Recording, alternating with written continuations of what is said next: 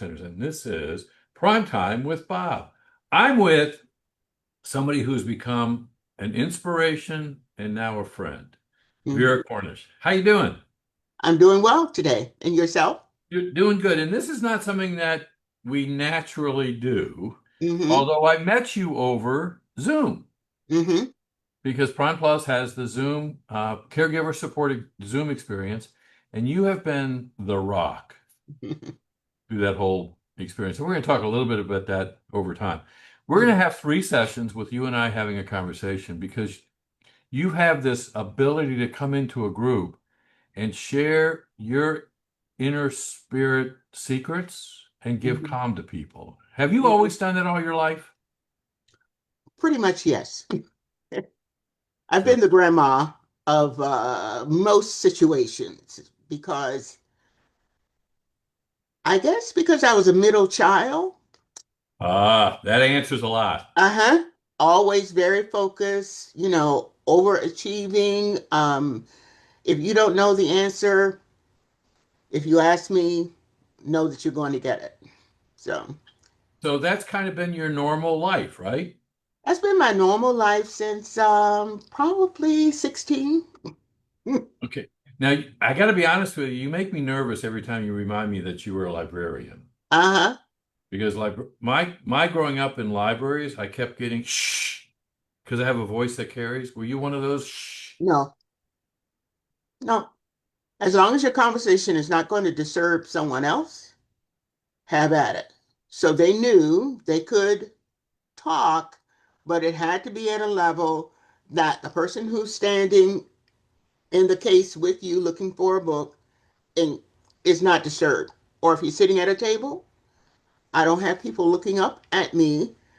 Miss Cornish, why don't you make them shut up? Because I can't concentrate. That's what's on their face. And I'm just like, okay, need to tone it down.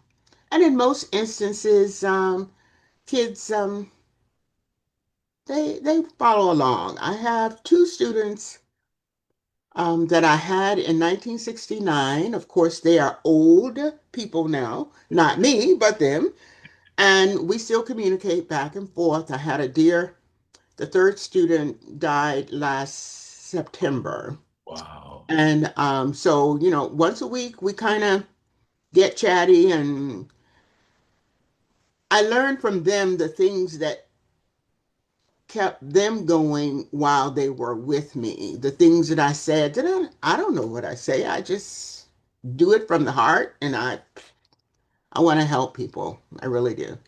And that's the key that I want to kind of plug in. Hmm. That's the spirit that I sense that Vera has. Now, a few years ago, Hmm. your recent story began. Yes, my You husband want to talk about it? was diagnosed 7 years ago with mild cognitive impairment. Um, and I noticed it because we were going to the same places, but he forgot what the exit was, even though the sign was there. And so after maybe a year or so of that, I decided, hon, let's see if we can figure out what's going on, why you don't remember, and why it takes you longer to do the things that you did very quickly. He was in heating and air conditioning. He could pick up a 400-pound air conditioner by himself. In a day and a half, it was installed, done, everybody's happy. Now it's taking you 2 weeks, and people are hot and upset. So he agreed, and I thank God for that. He agreed to go. And the evaluation was that mild situation. So we continued to go, but I continued to see things that were indicators of a progression to a different level.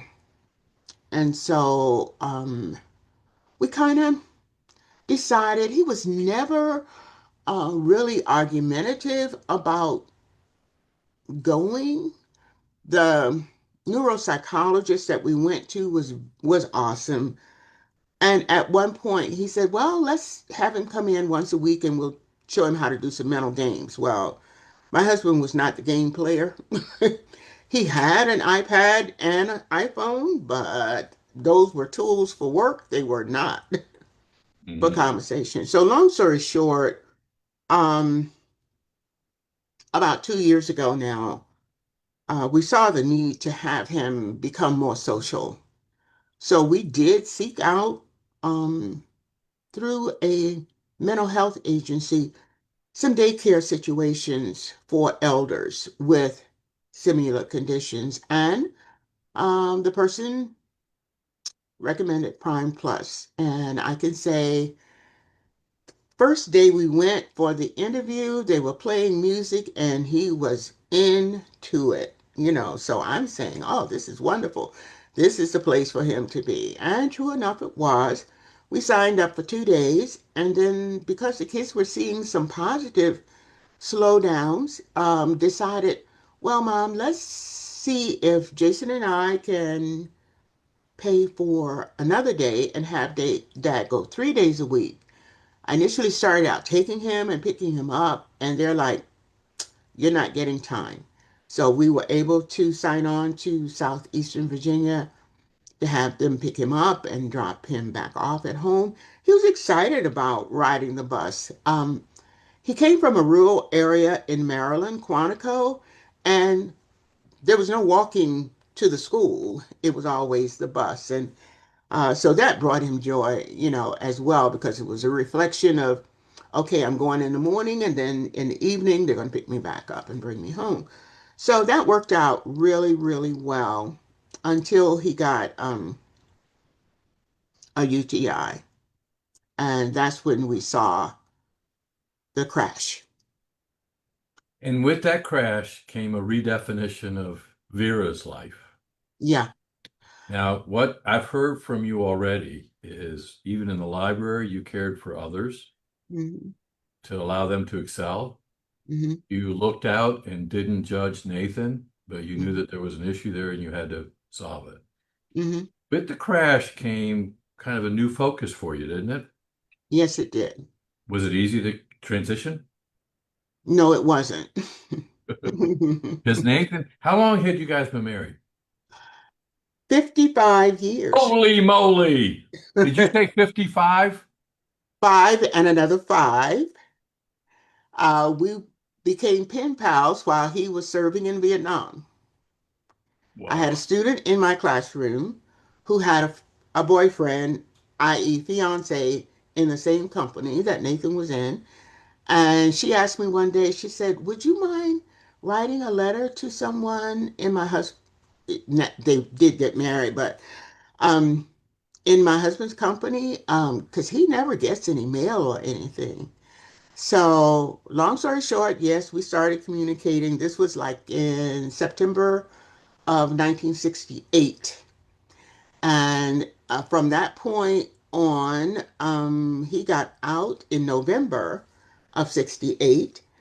And so he was wanting to meet me in person. Well, I was working in Indiana, 34 miles outside of Chicago. And so we met at the airport. um, he was supposed to stay at the gate because during that time you could go to the gate to pick up people, Right. not since 9/11, but so I remember, and he always remembered. He said, I didn't know who you were, he said, but I saw you come down the escalator with that orange jacket on and an orange miniskirt with matching boots. He said, if that Oh, is not the woman that I came to meet, I'm just going to go with her. So sure enough, he confronted me and I said, yes, and you were supposed to be at the gate. Why are you roaming O'Hare Airport?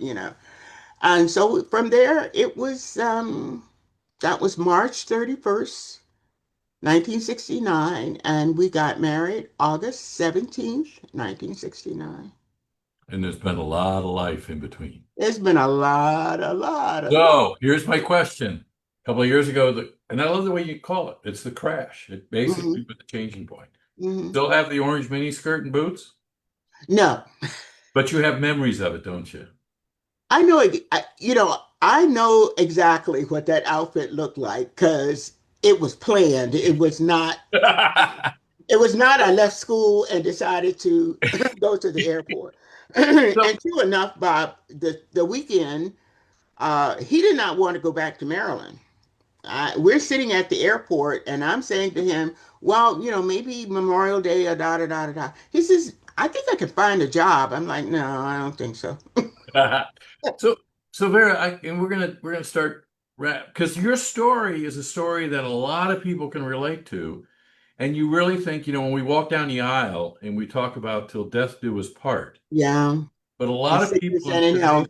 environment, that last few years could be rocky, and this is Yeah. where you step in as the Vera that I met was the well-composed, prepared caregiver.